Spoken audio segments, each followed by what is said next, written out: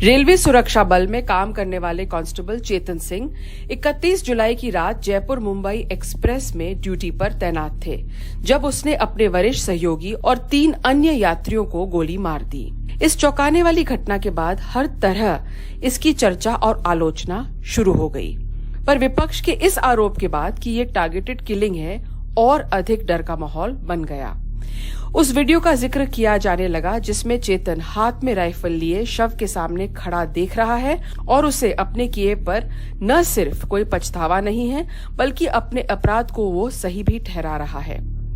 लेकिन चेतन की medical report और परिवारों की बातें इस तथ्य की ओर इशारा करती हैं कि चेतन मानसिक रूप से बीमार था और वास्तव में उसे खुद की मदद की सख्त जरूरत थी। भारत में जो लॉ एंड ऑर्डर उसकी व्यवस्था है, इसके ऊपर एक बड़ा प्रश्न चिन्ह उठाती है कि कोई आदमी जो जो रक्षक है वो अगर भक्षक बन जाता है, उसके कारण जो भी हो, और जिस तरीके के भाषण दिए गए, जिस तरह के वीडियो आए, तो ये बहुत ही चिंताजनक बातें हैं, दिल के ऊपर असर करने वाली, दिल के ऊपर घाव लगाने वाली बातें हैं। असल में वो क्या स्थिति थी जिसके कारण ये अपराध हुआ और क्या चेतन के व्यवहार में अत्यधिक तनाव के लक्षण दिखे थे? चेतन अपने वरिष्ठ सहयोगी एसआई टीकाराम और 2 अन्य आरपीएफ के साथियों के साथ रात 1:11 पर सूरत स्टेशन पर ट्रेन में सवार हुआ। चेतन और टीकाराम मीणा एसी डिब्बे में थे। चेतन के पास SLRM 20 राउंड राइफल थी और टीकाराम के पास एक पिस्तौल थी जिससे 10 राउंड गोली चलाई जा सकती थी। यात्रा के आधा घंटे बाद चेतन बेचैनी की शिकायत करता है और अपने सीनियर टीकाराम से कहता है कि वह अच्छा महसूस नहीं कर रहा है और मुंबई से पहले वलसाड स्टेशन पर उतरना चाहता है। बताया जाता है कि टीकाराम ने एक तर्क देते हुए उसे मुंबई तक यात्रा जारी रखने के लिए कहा, लेकिन चेतन ने सीनियर और कंट्रोल रूम से कई बार फोन पर बात करने के बावजूद अपनी बात पर जोर देना जारी रखा। चिंता और तनाव का एक साफ संकेत चेतन के अव्यवस्थित दिमाग पर काम करना शुरू कर दिया। इसके बाद टीकाराम चेतन को आराम करने के लिए कहते हैं और एक अन्य आरपीएफ साथी घनश्याम आचार्य को उसकी राइफल रखने का निर्देश देते हैं ताकि चेतन एक खाली बर्थ पर सो सके। चेतन आराम नहीं कर पाता है और फिर अपने सहयोगी घनश्याम आचार्य से जबरन राइफल छीन लेता है। एक बार फिर चेतावनी का संकेत है कि चेतन की भावनाएं अब नियंत्रण से बाहर हो रही हैं। चेतन नाराज है। वो पहले घनश्याम की राइफल वापस करने से इनकार करता है, लेकिन फिर तैयार हो जाता है और घनश्याम से अपनी राइफल वापस ले लेता है। इसके बाद घनश्याम देखते हैं कि चेतन अपनी खुद की राइफल का सिक्योरिटी पैड लॉक निकाल देते हैं।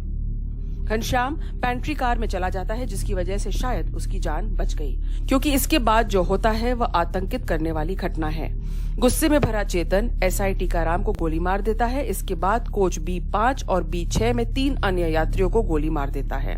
क्या ये संभव है कि गुस्से ने चेतन को इस तरह के खतरनाक काम करने के लिए प्रेरित किया? मानसिक स्वास्थ्य मामलों के जानकारों का कहना है कि यह एक ऐसी समस्या है जिसे हमारा समाज अनदेखी करता है और सैकड़ों लोग हैं जो मानसिक हालत के लिहाजे से चेतन की तरह बॉर्डरलाइन पर हैं।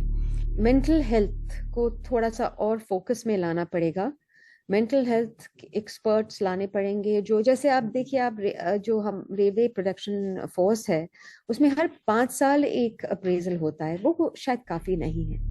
इस घटना में जाहिर है कि चेतन का दिमाग जो चेतावनी के संकेत दे रहा था उसे नजरअंदाज किया गया। रिटायर्ड अधिकारियों का कहना है कि जिन सुरक्षा कर्मियों को असॉल्ट हथियार दिए जाते हैं उनका नियमित स्कैनिंग होना जरूरी है और वो सेना नियमों में SOP का हिस्सा है। अपने खुद की सेहत को लेकर के कोई परेशानी या आपकी कोई परेशानी है उसको लिखें। उन क्वेश्चनियर के मूल्यांकन के बाद ही उसको हथियार और एम्यूनिशन दिया जाता है, और अगर जरा सा भी उसके जो 4 पन्ने का क्वेश्चनर है एक दफा भी, और जो फेस टू फेस इंटरेक्शन होता है, जरा सा भी शक व शुबा होता है, तो ऐसे अफसर कर्मचारी को हथियार और एम्यूनिशन नहीं दिया जाता है। और ये प्रक्रिया हमारे यहाँ भी लागू होनी चाहिए। नैतिक रूप से क्या चेतन का मानसिक असंतुलित उसे अपराध से मुक्त करता है? कानूनी विशेषज्ञों का कहना है नहीं, पर सजा कितनी बड़ी हो, इस मामले में निश्चित रूप से चेतन कुमार के साइकोलॉजिकल एनालिसिस के परिणामों को ध्यान में रखा जाएगा। देखिए, हेट क्राइम के लिए फिलहाल तो कोई स्पेशल लॉ नहीं है, ना की डेफिनेशन है, ना की अलग सजा है। पर जब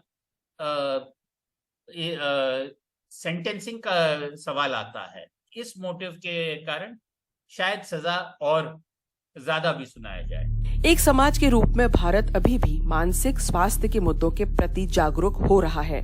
चेतन कुमार की ऐसी तस्वीर भारत को आने वाले वक्त में परेशान करती रहेगी। अली अब्बास नकवी के साथ हर्षा कुमारी सिंह, एनडीटीवी इंडिया।